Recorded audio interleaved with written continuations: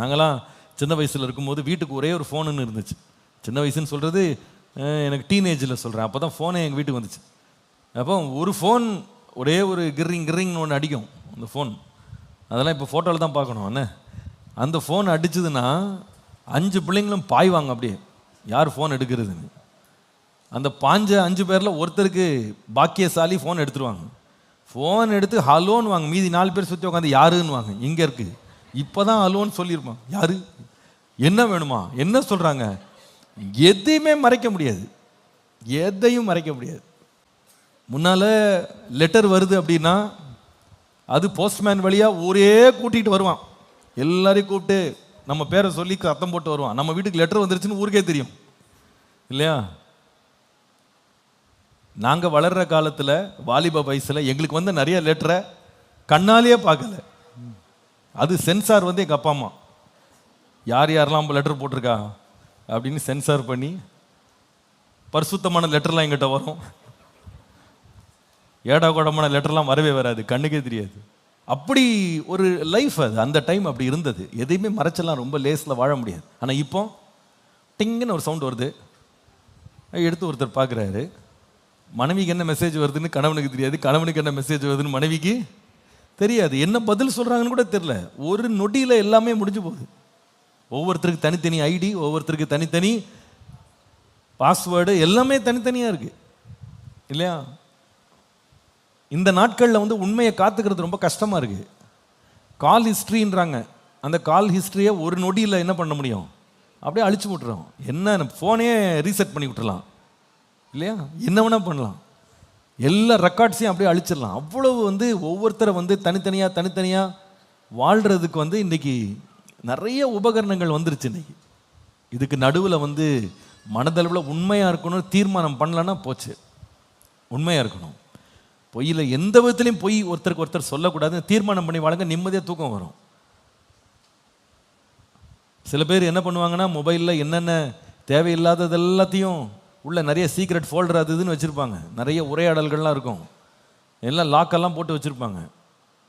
ஒருத்தர் அப்படி தான் சமீபத்தில் ஒரு கதை என்னென்னா, அவர் மறைமுகமாக பேசிகிட்டே இருந்திருக்காரு. மனைவிக்கு ஒரு சந்தேகம் தான். கொஞ்ச நாளாகவே அந்த அம்மாக்கு பொதுவாக அந்த மனைவிகள் வந்து சத்தம் போட மாட்டாங்க, இந்த பூனை மாதிரி. எங்கே வர்றாங்க எங்கே போகிறாங்க என்ன பார்க்குறாங்க ஒன்றுமே தெரியாது, அப்படியே அமைதியாக இருப்பார். யாருமே இல்லை நினச்சி பத்திரியும் பார்த்தா அந்த அம்மா நின்றுட்டு இருப்பாங்க. அந்த மாதிரி அது ஒரு விசேஷத்தை கிருபை அந்த அம்மாவுக்கு. பொதுவாக மனைவிமார் அப்படி இருப்பாங்க, ரொம்ப உஷாராக இருப்பாங்க. அப்போ இவர் என்ன நினச்சிட்டாரு, யாருமே இல்லைன்னு சொல்லி ஒரு ஜாலியாக பேசிட்டு தான் பாத்ரூம் போயிட்டு வரம்மான்னு வச்சார். இந்த அம்மா கேட்டுக்கிட்டு தான் இருந்திருக்கு. இவர் பாத்ரூம் போகிற நேரம் ஃபோனை லாக் பண்ண ஆஃப் பண்ண மறந்துட்டார். உள்ளே போயிட்டு திடீர்னு ஞாபகம் வந்துச்சு, அட ஃபோனை நம்ம லாக் பண்ணாமல் ஆஃப் பண்ணாமா தெரியலையேன்னு பாதியிலே பதறிக்கிட்டு வெளியே வர்றாரு. அதுக்குள்ள மனைவி எடுக்க வேண்டிய டேட்டாலாம் அந்த அம்மா எடுத்துகிட்டு போயிடுச்சு. அந்த அம்மா எப்படிப்பட்ட ஆள். இந்த பயம் எதுக்கு, பாத்ரூமில் கூட நிம்மதியாக இருக்க முடியலன்னு அதெல்லாம் வாழ்க்கையாது என்ன. ஏன் இந்த நிம்மதி இல்லாமல் போச்சுன்னா, உண்மையை பேசியிருந்தா பதற வேண்டிய அவசியமே இல்லையே, கலங்க வேண்டிய அவசியமே இல்லை. இந்த நாட்கள்லாம் யார் உண்மை பேசுகிறானே கண்டுபிடிக்க முடியல. இன்றைக்கி பார்த்தா பொய் பேசுகிறவங்க தான் உண்மை பேசுகிறவங்கள விட சிறப்பாக பேசுகிறாங்க. அழகாக மெருகேற்றி நல்ல வண்ணம் பூசி அப்படியே கேட்கறதுக்கு இனிமையாக நம்பத்தக்க விதமாக பேசுகிறாங்க. அது வந்து எப்படியும் பாருங்கள், பொய் மட்டும் என்றைக்கும் அவனால் கண்டுபிடிச்சிருவாங்க. இந்த பொய் மட்டும் என்றைக்குமே நீங்கள் அதுக்கு எக்ஸ்பைரி டேட் வந்து ரொம்ப கம்மி, அது எப்போயாவது வெளுத்துரும் அது இல்லையா. எத்தனை தான் பொய் சொல்லி எத்தனை தான் முடிச்சு விட்டுறது, அது எங்கேயாவது ஒன்றரை இடத்துல வெளியே காமிச்சிடும் இல்லை. சொல்லுவாங்க தமிழில் சொல்லுவாங்களே, பல நாள் திருடன் என்னை பொறுத்த வரைக்கும் சீக்கிரத்தில் அகப்படுவான், ரொம்ப நாள்லாம் ஓடாது. சில பேருக்கு இது பொய் சொல்கிறது கூட திறமை இருக்காது. அதாவது என்னென்னா, நேற்றுக்கு என்ன பொய் சொன்னோன்னு மறந்துட்டு கூட இன்றைக்கி வேற ஒரு பொய்யை சொல்லிடுவாங்க.